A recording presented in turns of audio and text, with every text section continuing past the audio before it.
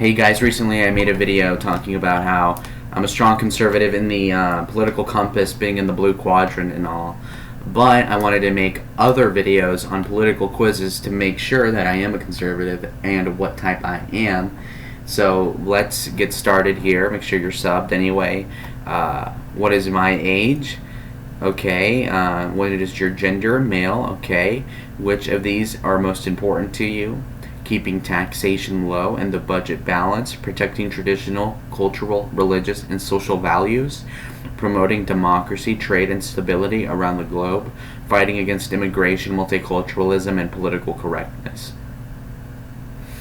I like what is the most important, so having a well-financed society is important. Having traditional values is important. I don't think promoting democracy is important. Fighting against immigration, multiculturalism is important. I think that for the sake of not going to hell, the most important one is get to keep traditions, cultural things, religious, social values. Which of these 2016 Republican presidential candidates would you most readily support? Either Jeb Bush, Ted Cruz, Rand Paul, Marco Rubio, or Donald Trump. I would go with Donald Trump. What is the greatest threat to our nation? Oh yeah, I supported him in 2015, so I've been there from the start, basically. What is the greatest threat to our nation? Political correctness, social progressivism, the emergence of a new military rival, or big government? I personally think that it is going to be social progressivism, because the progressives and the socialists and the Marxists do not stop. They use their old Marxian ideology in the new age, and they are never resting. They go from female rights, which is okay, to gay rights, which is wrong, to transvestite rights, which is wrong, to probably, I'm guessing, pedophile rights, which is very wrong. What political ideology are you most vehemently opposed to? Classical liberalism, social democracy, socialism, anarchism, fascism. I am most against anarchism, because anarchism is basically the lack of an ideology. It is to say that every might is right and that nobody gets rights and whatever. So that's complete disorder, and I believe in law and order, by the way. Which of these figures do you most admire? Richard Spencer, Ronald Reagan, Ron Paul, Pat Buchanan. Richard Spencer's a retard. Ronald Reagan was good. Ron Paul was good, but he got nothing done, basically. Pat Buchanan, again, good, but got nothing done either.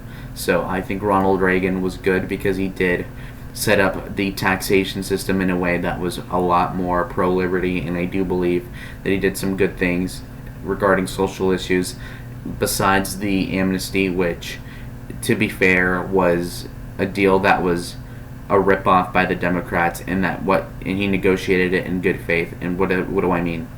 If you cover the amnesty of Ronald Reagan, it was 3 million illegals get amnesty, but in exchange you get a border fence.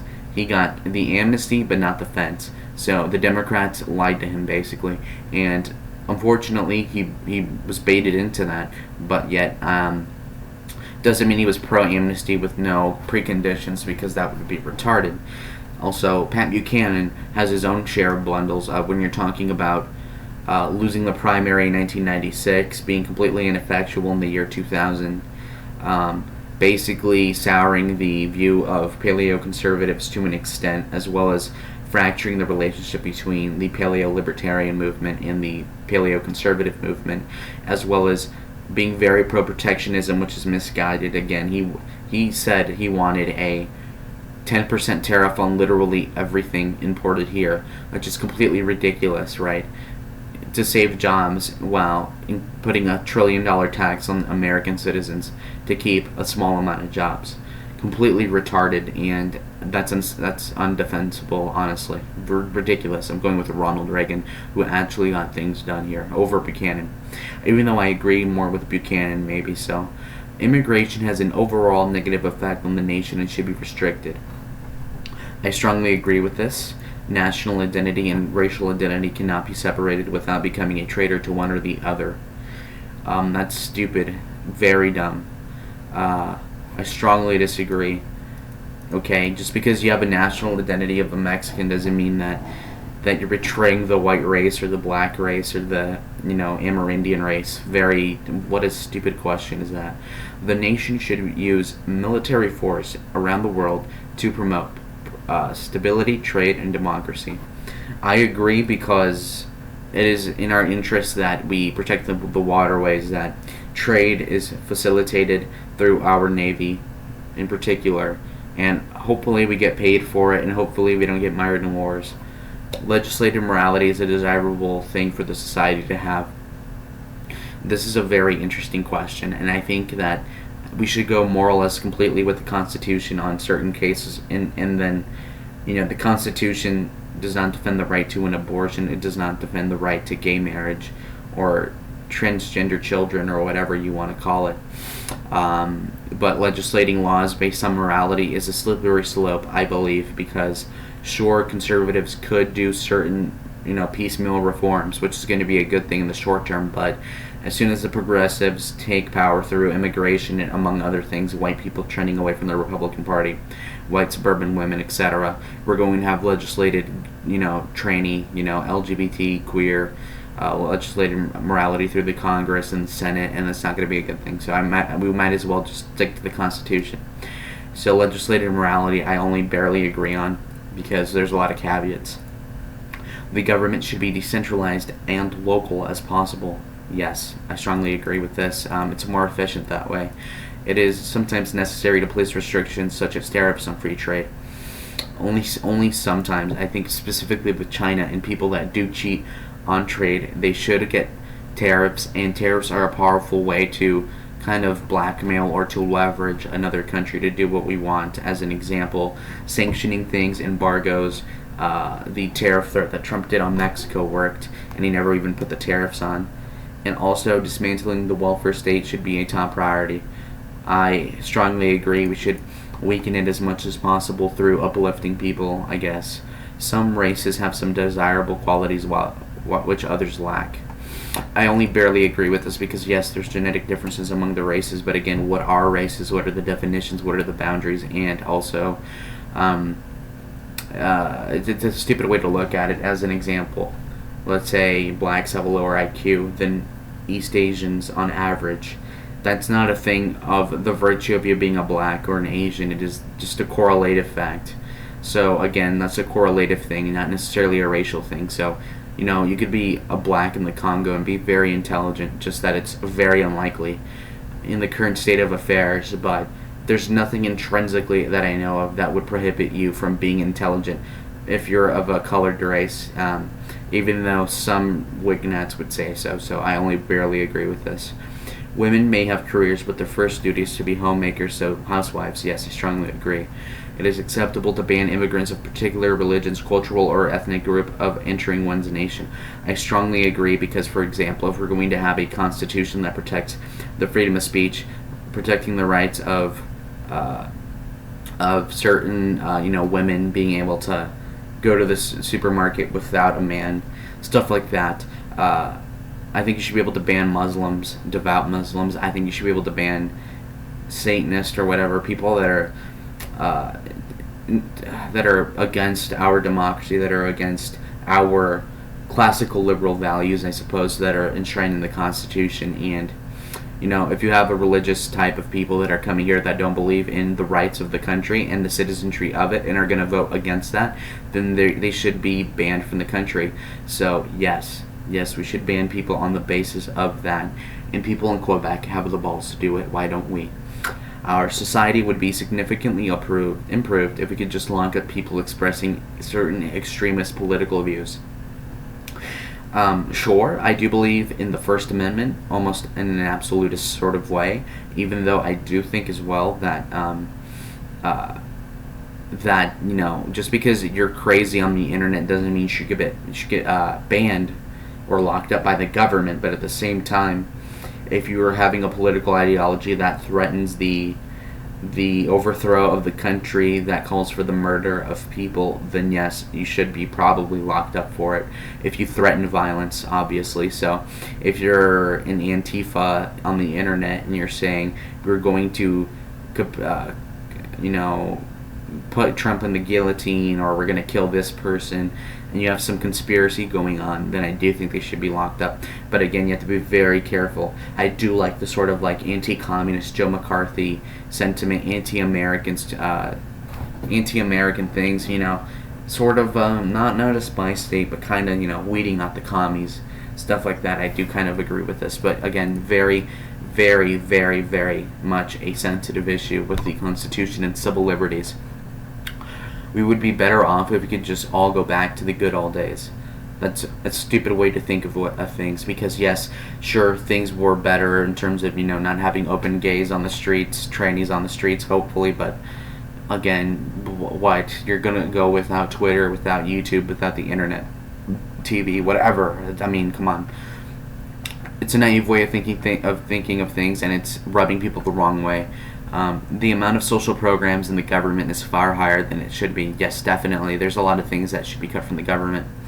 As an example, there's social programs to, let's say, there's a lot of little things in the government that need to be cut. As an example, we give scholarships to female STEM graduates in Pakistan. We could cut that. All racial sensitivity things need to be cut. Social programs that include anything to do with queers or promoting that type of stuff, any type of degeneracy should be cut. So yeah, the amount of social programs that are out there should definitely be cut. So let's go on and submit the answers. So there's 20. I'm a social conservative once you look at that. So apparently for me it goes number 1, social conservative, about 80%. Then I get alt-right, 69%, which that's not good optics. Then paleoconservative, 51%. Neoconservative, 29%. Libertarian conservative, 18%. So this puts to bed, no, I'm not a neocon. I'm more of a paleocon. I'm more of a social conservative, as you can see. Is anybody saying to the contrary are retarded? Okay, this is the second quiz. Politicians should always listen closely to the problems of the people. I strongly agree with this. This is a question as to whether or not I'm a populist. Politicians don't spend the time among ordinary people to do a good job. That's stupid. Why would you be among the common people that often if you're already cozy? The government is pretty much run by a few big interests that look out for themselves. I disagree with this because politicians are self-interested, and the lobbyists in the interest are self-interested. But again, they are outnumbered by the sheer will and narcissism of the congressmen, etc. Government officials use their power to improve people's lives. Yeah, they do. They try. But again, if half the government in the UK is socialist, they are trying to make people's lives better, usually, but their means are bad and probably do not justify the ends, and they're also wrong on how to get there. You can tell if a person is good or bad, but bad if you know their politics. I tend to disagree with this because it really does depend. There's a bunch of idiots that are really nice, but are politically, again, stupid. The people I disagree with politically are not evil. That's a neutral one for me, because if you're politically a communist, then you are a bad person, I believe. The power of a few special interests prevents our country from making progress. I'm meh on that because a lot of special interests are a good thing. As there's gun lobbyists, that's a good thing. There's oil lobbyists, that's a good thing. Agriculture lobbyists, that's kind of a good thing. So again, you need a nuanced take on lobbies. A lot of important information is deliberately concealed from the public out of self-interest. Yes, but that's a good thing depending, right? If there's some military threat, the president shouldn't sound the alarm right away. So patriotism, I strongly approve of that. Nationalism, I approve of that. Not strongly approve because that could maybe devolve into white nationalism, etc. The free market, I strongly approve. Free trade, I approve because there's a caveat, because the way people see free trade is basically like full unadulterated, no protections, no stipulations, right? And when you look at NAFTA had a lot of loopholes. When you look at the TPP, that had a lot of loopholes. So is that free trade? Not really. It's more like neoliberal trade. So it's a misnomer, and so it depends on what is free trade in this quiz definition.